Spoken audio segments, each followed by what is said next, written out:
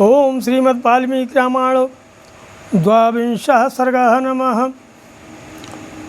तथा वसिष्ठे ब्रुवति राजा दशरथा स्वयं प्रहष्टवदनो रामाजुहाव सलक्ष्मणं कृतस्वस्त्यनं मात्रा पित्रा दशरथेन च पुरोदिशा वसिष्ठेन मंगलै अभिमंत्रितम्। वशिष्ठ जी के ऐसा कहने पर राजा दशरथ का मुख प्रसन्नता से खुल उठा। उन्होंने स्वयं ही लक्ष्मण सहित श्री राम को अपने पास बुलाया। फिर माता कौशल्या, पिता दशरथ और पुरोहित वशिष्ठ ने स्वस्ति वाचन करने के बाद उनका यात्रा संबंधी मंगल कार्य संपन्न किया। श्री राम को मंगल सूचक मंत्रों से मंत्रित किया गया। शपुत्रम मूर्धन्युपाघ्राय राजा दशरथस्तदा ददौ कुशिकपुत्राय सुप्रीतेनान्तरात्मनः। इसके बाद राजा दशरथ ने पुत्र का मस्तक सूंघ करके अत्यंत प्रसन्न चित्त से उसको विश्वामित्र को सौंप दिया।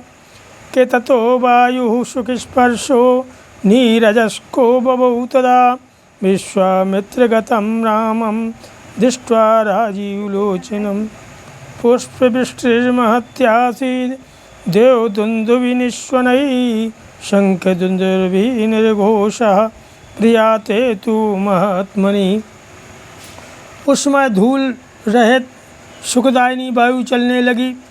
कमल नयन श्री राम को विश्वामित्र जी के साथ जाते देख देवताओं ने आकाश से वहाँ फूलों की बड़ी भारी वर्षा की। देवदुन्दुभियाँ बजने लगीं। महात्मा श्री राम की यात्रा के समय शंखों और नगाड़ों की ध्वनि होने लगी। विश्वामित्रो यथावग्रे ततो रामो महायशा काकपक्षधरो धन्वी तं च सौमित्रन्वगात्। आगे आगे विश्वामित्र, उनके पीछे काकपंचधारी महायशस्वी श्री राम तथा उनके पीछे सुमित्रा कुमार लक्ष्मण जा रहे थे। कलापिनौ धनुष्पाणि शोभयानौ दिशो दशो विश्वामित्रं महात्मानं त्रिशीर्षा व्युपन्यगौ। उन दोनों भाइयों ने पीठ पर तरकस बांध रखे थे। उनके हाथों में धनुष शोभा पा रहे थे तथा वे दोनों दसों दिशाओं को सुशोभित करते हुए महात्मा विश्वामित्र के पीछे तीन तीन फल वाले दो सर्पों के समान चल रहे थे। एक ओर कंधे पर धनुष, दूसरी ओर पीठ पर तूड़ी और बीच में मस्तक। इन्हीं तीनों की तीन फंसे उपमा दी गई है कि अनुजग्म तुरच्छुद्रौ पितामहमिवास्विनौ अनुयातौ श्रियादीप्तौ शोभयन्तावनिन्दितौ। उनका स्वभाव उच्च व उदार था। अपनी अनुपम कांति से प्रकाशित होने वाले वे दोनों आनंद सुंदर राजकुमार सब और शोभा का प्रसार करते हुए विश्वामित्र जी के पीछे उसी तरह जा रहे थे जैसे ब्रह्मा जी के पीछे दोनों अश्विनी कुमार चलते हैं। कि तदा कुशिकपुत्रं तु धनुष्पाणीष्वलंकृतौ बद्धगोधांगुलित्राणौ खंगवन्तौ महादिति कुमारौ चारुवपुषौ भ्रातरौ रामलक्ष्मणौ अनुयातौ श्रियादीप्तौ शोभयेतामनिन्दितौ स्थाणुं देवमिवाचिन्त्यं कुमाराव्योपाविकी। वे दोनों भाई कुमार श्री राम और लक्ष्मण वस्त्र और आभूषणों से अच्छी तरह अलंकृत थे।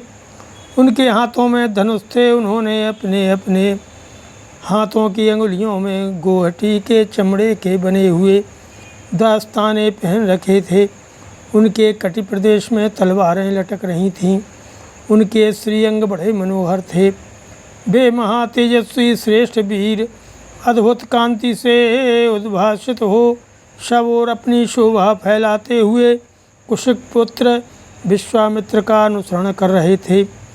उस समय वे दोनों वीर अचिंत्य शक्तिशाली स्थाणु देव महादेव के पीछे चलने वाले दो अग्नि कुमार स्कंद और विशाख की भांति शोभा पाते थे। अध्यर्धियोजनं गत्वा सरयुः दक्षिणे तटे रामेति मधुरां वाणीं विश्वामित्रोऽभ्यभाषतो गृहाणवत्सलिलं मा भूतकालस्य पर्ययः। अयोध्या से 1.5 योजन दूर जाकर के सरयू के दक्षिण तट पर विश्वामित्र ने मधुर वाणी में राम को संबोधित किया और कहा कि हे वत्स राम, अब सरयू के जल से आचमन करो। इस आवश्यक कार्य में विलंब न हो कि मंत्र ग्रामम गृहाणत्वम बलामतिबलाम तथा न श्रमो न ज्वरो वाते न रूपस्य विपर्ययः। बला और अतिबला नाम से प्रसिद्ध इस मंत्र समुदाय को ग्रहण करो। इसके प्रभाव से तुम्हें कभी श्रम या का अनुभव नहीं होगा, ज्वर, रोग या चिंताजनित कष्ट नहीं होंगे। तुम्हारे रूप में किसी प्रकार का विकार या उलटफेर नहीं होने पावेगा। कि न च सुप्तं प्रमत्तं वा धैर्यन्ति नैरितः न बाहो सदृशो वीर्ये पृथिव्यामस्ति कश्चनो। सोते समय अथवा सावधानी की अवस्था में भी राक्षस तुम्हारे ऊपर आक्रमण नहीं कर सकेंगे। इस भूतल पर बाहुबल में तुम्हारी समानता करने वाला कोई न होगा। त्रिशुलोकेषु वा रामो न भवेत् सदृशस्तव बलाम अतिबलाम चैव पठतस्तात राघवो। कहने लगे विश्वामित्र जी कि हे तात, हे रकुल नंदन श्री राम, बला और अतिबला का अभ्यास करने से तीनों लोकों में तुम्हारे समान कोई नहीं रह जाएगा। न सौभाग्ये न दाक्षिण्ये न ज्ञाने बुद्धि निश्चये नोत्तरे प्रति वक्तव्ये समो लोके तव अनघो। हे अनघ, सौभाग्य, चातुर्य, ज्ञान और बुद्धि संबंधी निश्चय में तथा किसी के प्रश्न का उत्तर देने में भी कोई तुम्हारी तुलना नहीं कर सकेगा। एतद् विद्याद्वये लब्धे न भवेत् सदतस्तव बला चातिबला चैव सर्वज्ञानस्य मातरो। इन दोनों विद्याओं के प्राप्त हो जाने पर कोई तुम्हारी समानता नहीं कर सकेगा, क्योंकि ये बला और अतिबला नामक विद्याएं सब प्रकार के ज्ञान की जननी हैं। क्षुत्पिपासेन ते रामो भविष्यते नरोत्तमो बलाम अतिबलाम चैव पठतस्तात राघवो घ्राण सर्वलोकस्य गुप्तये रघुनंदनो। हे नरश्रेष्ठ श्री राम, हे तात रघुनंदन, बला और अतिबला का अभ्यास कर लेने पर तुम्हें भूख प्यास का भी कष्ट नहीं होगा। अतः रकुल को आनंदित करने वाले हे राम, तुम संपूर्ण जगत की रक्षा के लिए इन दोनों विद्याओं को ग्रहण करो। विद्याद्वयमधीयाने यशश्चात भवेत् भुवि पितामह सुते ते विद्ये तेजः समन्विते। इन दोनों विद्याओं का अध्ययन कर लेने पर इस भूतल पर तुम्हारे यश का विस्तार होगा। ये दोनों विद्याएं ब्रह्मा जी की तेजस्विनी पुत्रियां हैं। प्रदातुं तव काकुत्सो सदृशस्त्वं हि पार्थवो कामं बहुगुणः सर्वे त्वय्येते नात्र संशयः तपसा संवृते चैते बहुरूपे भविष्यतः। हे ककुत्सनंदन, मैंने इन दोनों को तुम्हें देने का विचार किया है। हे राजकुमार, तुम ही इनके योग्य पात्र हो। यद्यपि तुम में इस विद्या को प्राप्त करने योग्य बहुत से गुण हैं अथवा सभी उत्तम गुण विद्यमान हैं, इसमें संदेह नहीं है, फिर भी मैंने तपोबल से इनका अर्जन किया है तथा मेरी तपस्या से परिपूर्ण होकर ये तुम्हारे लिए बहुरूपिणी होंगे, अनेक प्रकार के फल प्रदान करेंगी। कि ततो रामो जलम स्पृष्ट्वा प्रहष्टवदनः शुचिः प्रीतिजग्रायते विद्ये महर्षेर्भावितात्मनः। तब श्री राम आचमन करके पवित्र हो गए। उनका मुख प्रसन्नता से खिल उठा। उन्होंने उन्हें शुद्ध अंतःकरण वाले महर्षि से वे दोनों विद्याएं ग्रहण की। कि विद्या समुदितो रामः शुशुभे भीम विक्रमः ओम सहस्ररश्मिर्भगवान् शरदीव दिवाकरो विद्या से संपन्न होकर भयंकर पराक्रमी श्री राम सहस्त्रों किरणों से युक्त शरतकालीन भगवान सूर्य के समान शोभा पाने लगे कि गुरु कार्याणि सर्वाणि नियोज्य कुशिकात्मजे उषुस्ताम रजनीं तत्र सरयूं स्वसुखम त्रयः। इसके बाद श्री राम ने विश्वामित्र जी की सारी गुरुजनोचित सेवाएं करके हर्ष का अनुभव किया।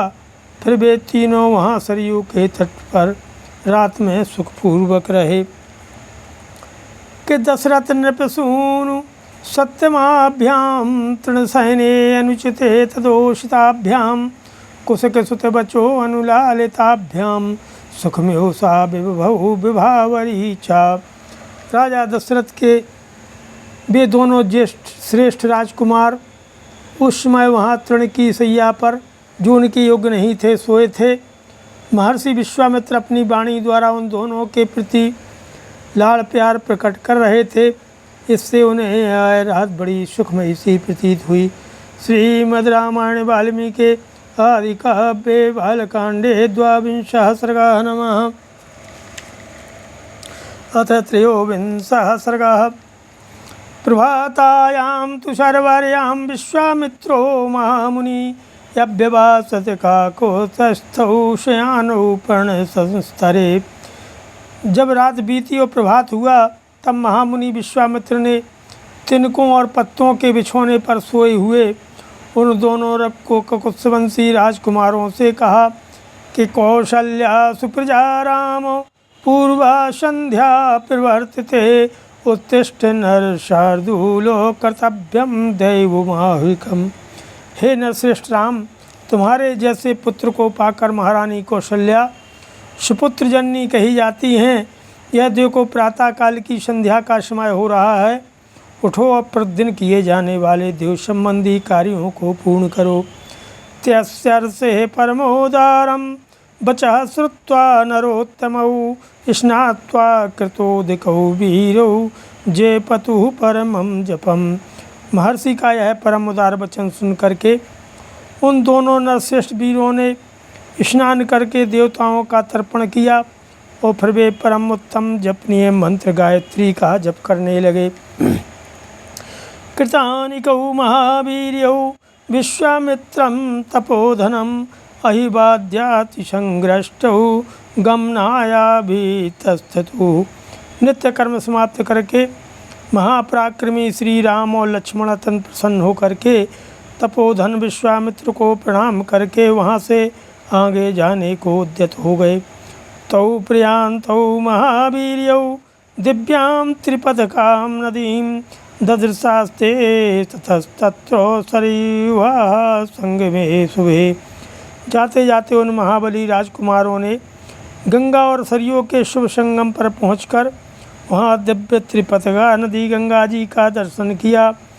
तत्र संपदम पुण्यम ऋषीणां भावितात्मनां बहुवर्ष सहस्राणि तप्यतां परमं तपः। संगम के पास ही शुद्ध अंतःकरण वाले महर्षियों का एक पवित्र आश्रम था, जहाँ वे कई हजार वर्षों से तीव्र तपस्या करते थे। तम दृष्ट्वा परम प्रीतौ राघवौ पुण्यमाश्रमम् ऊचितुस्तं महात्मानं विश्वामित्रमिदं वचः। उस पवित्र आश्रम को देखकर रकुल रत्न श्री राम और लक्ष्मण बड़े प्रसन्न हुए। उन्होंने महात्मा विश्वामित्र से ये बात कही कि कस्यामाश्रमः पुण्यः कोन्वस्मिन् वस्ते पुमान् भगवन् श्रोतुमिच्छावः परम कौतूहलं हीनौ।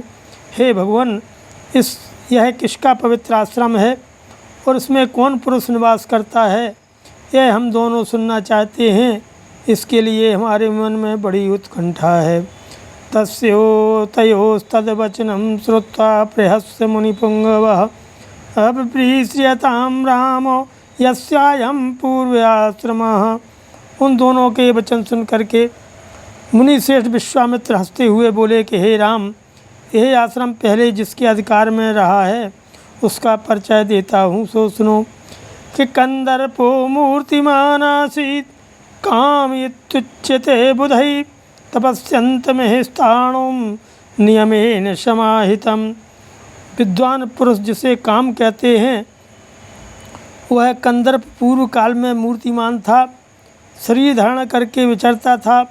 उन दिनों भगवान स्थाणु अर्थात स्यो इसी आश्रम में चित्त को एकाग्र करके नियम पूर्वक तपस्या करते थे। कि कृतोद्भावं तु देवेशं गच्छन्तं शमरुद्गणं दर्शयामास दुर्मेधाहुं कृतश्च महात्मना। एक दिन समाधि से उठ करके देवेश्वर स्यो जो है मरुदगणों के साथ कहीं जा रहे थे। उसी समय दुर्बुद्धि काम ने उन पर जो है आक्रमण किया। यह देख करके महात्मा स्यो ने हुंकार करके उसे रोका के अबध्यातश्च रुद्रेण चक्षुषा रघुनंदनो व्यशीर्यन्तु शरीरातो स्वात सर्वगात्राणि दुर्मते। हे रघुनंदन, भगवान रुद्र ने रोष भरी दृष्टि से अवहेलना पूर्वक उसकी ओर देखा। फिर तो उस दुर्बुद्धि के सारे अंग उसके शरीर से जीर्ण शीर्ण होकर गिर गए। तत्र गात्रं हतं तस्य निर्दग्धस्य महात्मनः अशरीरः कृतः कामः क्रोधाद् देवेश्वरेण। वहाँ दग्ध हुए महामना कंदर्प का शरीर नष्ट हो गया और देवेश्वर रुद्र ने अपने क्रोध से काम को अंगहीन कर दिया। अनंगिति विख्यातस्तदा प्रभृति राघवो सचांग विषयः श्रीमान यत्रांगम साममोचः। राम तभी से वह अनंग नाम से विख्यात हुआ। शोभाशाली कंदर्प ने जहाँ अपना अंग छोड़ा था वह प्रदेश अंग देश के नाम से विख्यात हुआ। तस्यायमाश्रमः पुण्यस्तस्य मे मुनयः पुरा शिष्या धर्मपरा वीरो तेषां पापम न विद्यते। यह उन्हीं महादेव जी का पुण्य आश्रम है। वीर ये मुनि लोग पूर्व काल में उन्हीं स्थाणु रुद्र के धर्मप्राण शिष्य थे, उनका सारा पाप नष्ट हो गया है। ह्यद्रजनीं राम वशेम शुभ दर्शनो पुण्ययो सरितोर्मध्ये स्वस्तरिष्यामहे वयम्। हे शुभ दर्शन राम, आज की रात में हम लोग यहीं इन पुण्य सलीला सरिताओं के बीच में निवास करें, कल सवेरे इन्हें पार करेंगे। अभिगच्छामहे सर्वे शुचियः पुण्यमाश्रमम् इह वासः पुरोऽस्माकं सुखं वस्यामहे निशाम्। स्नाताश्च कृताभ्याश्च होते हव्या नरोत्तमो। हम सब लोग पवित्र होकर के इस पुण्य आश्रम में चलें, यहाँ रहना हमारे लिए बहुत उत्तम होगा। हे नरश्रेष्ठ, यहाँ स्नान करके जप और हवन करने के बाद हम रात में बड़े सुख से रहेंगे। कितेषां संवदतां तत्र तपो दीर्घेण चक्षुषा विज्ञाय परम प्रीता मुनियो हर्षमागमन। वे लोग वहाँ इस प्रकार आपस में बातचीत कर ही रहे थे कि उस आश्रम में निवास करने वाले मुनि तपस्या द्वारा प्राप्त हुई दूरदृष्टि से उनका आगमन जान करके मन ही मन बड़े प्रसन्न हुए और उनके हृदय में हर्षजनित उल्लास छा गया कि अर्घ्यम पाद्यम तथातिथ्यम निवेद्य कुशिकात्मजे राम लक्ष्मणयोः पश्चाद कुर्वन् तिथि क्रियाम। उन्होंने विश्वामित्र जी को अर्घ पाद्य और अतिथि सत्कार की सामग्री अर्पित करने के बाद श्री राम और लक्ष्मण का भी आतिथ्य किया। कि शतकारं शमनु प्राप्य कथाभिरभिरञ्जयन् यथार्हं जपन् संध्यां ऋषयस्ते समाहिताः। यथोचित सत्कार करके उन मुनियों ने इन अतिथियों का भांति भांति की कथा वार्ताओं द्वारा मनोरंजन किया। फिर उन महर्षियों ने एकाग्रचित हो करके यथावत संध्या बंदन एवं जप किया। तत्र वासिभिरानीता मुनिभिः सुव्रतैः सह निवसन् सुसुखं तत्र कामाश्रम पदे तथा कथाभिरभि रामाभिरभिरामौ नृपात्मजौ रमयामास धर्मात्मा कौशिको मुनिपुंगवो। इसके बाद वहाँ रहने वाले मुनियों ने अन्य उत्तम वृद्धधारी मुनियों के साथ विश्वामित्र आदि को शयन करने के लिए उपयुक्त स्थान में पहुँचा दिया। संपूर्ण कामनाओं की पूर्ति करने वाले उस पुण्य आश्रम में उन विश्वामित्र आदि ने बड़े सुख से निवास किया। धर्मात्मा मुनि श्रेष्ठ विश्वामित्र ने उन मनोहर राजकुमारों का सुंदर कथाओं द्वारा मनोरंजन किया। श्रीमद् रामायण वाल्मीकि आदि काव्ये बालकांडे त्रयोविंशः सर्गः। नमः। बोलो सियावर रामचंद्र की जय, पवन सुत हनुमान की जय, उमापति महा